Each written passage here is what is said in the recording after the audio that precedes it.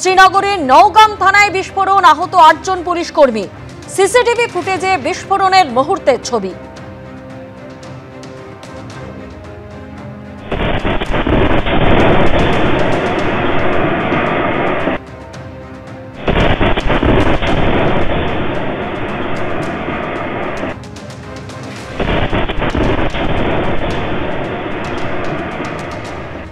ফরিদাবাদে উদ্ধার ammonium nitrate পরীক্ষা করছিল এফএসএল।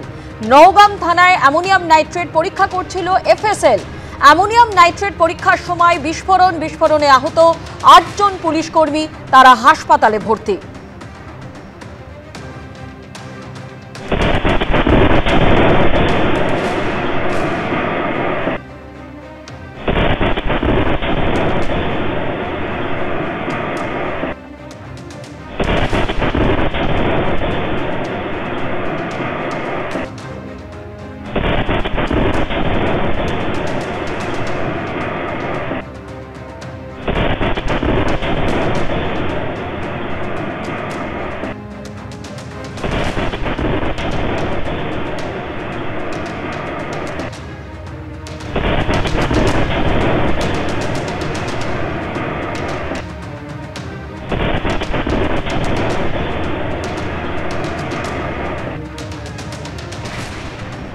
টেলিফোনে রয়েছেন আমাদের প্রতিনিধি পার্থপ্রতিম ঘোষ।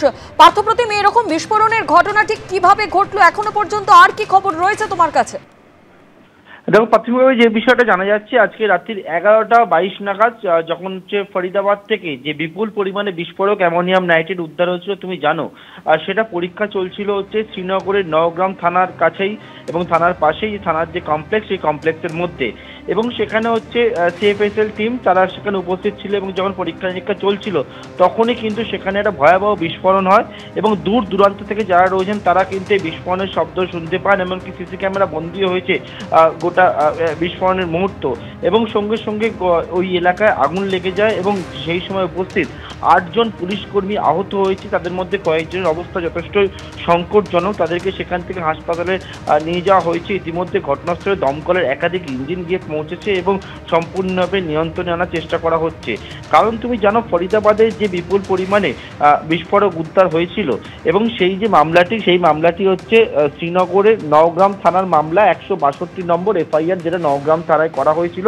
কারণ যেহেতু নওগ্রাম থানা এলাকাতে জেইএমএ অর্থাৎ জৈশ ই মোহাম্মদের বেশ কিছু পোস্টার পড়েছিল, তার পরিপ্রেক্ষিতে তারা একটি মামলা করে এবং সেই মামলার তদন্ত নেবেই একেবারে জম্মু কাশ্মীর পুলিশ শ্রীনগর থেকে ফরিদাবাদ বা বিভিন্ন জায়গায় হোয়াইট কলার যে টেরর ইকোসিস্টেম বা হোয়াইট কলার টেররের যে মডিউলটা তার হদিশ পায় এবং সেখান থেকেই কিন্তু বিপুল পরিমাণে যে অ্যামোনিয়াম নাইট্রেট বা বিস্ফোরক তারা সেখান থেকে উদ্ধার করে ফরিদাবাদের 2টি বাড়ি থেকে, এবং সেটাই তারা সেখান থেকে সিজ করে নিয়ে গেছিল নওগ্রাম থানায়। এবং নওগ্রাম থানায় আজকে রাত্রিবেলা যখন সেটা পরীক্ষা হচ্ছিল সেই সময় কিন্তু এই রকমভাবে দুর্ঘটনাটি ঘটে এবং সেই দুর্ঘটনা ঘটায় একেবারে বিস্ফোরণ হয় এবং সেই বিস্ফোরণের শব্দে কেঁপে ওঠে গোটা এলাকায় আতঙ্ক ছড়িয়ে পড়ে। থানার মধ্যে আগুন লেগে যায় এবং ৮ জন পুলিশকর্মী এখনো পর্যন্ত জানতে পারছি তারা কিন্তু আহত হয়েছে এবং তাদেরকে হাসপাতালে ভর্তি করা হয়েছে। কয়েকজনের অবস্থা যথেষ্টই সংকটজনক। একবারে প্রাথমিকভাবে এই রিপোর্টটা এসে পৌঁছেছে এই মুহূর্তে।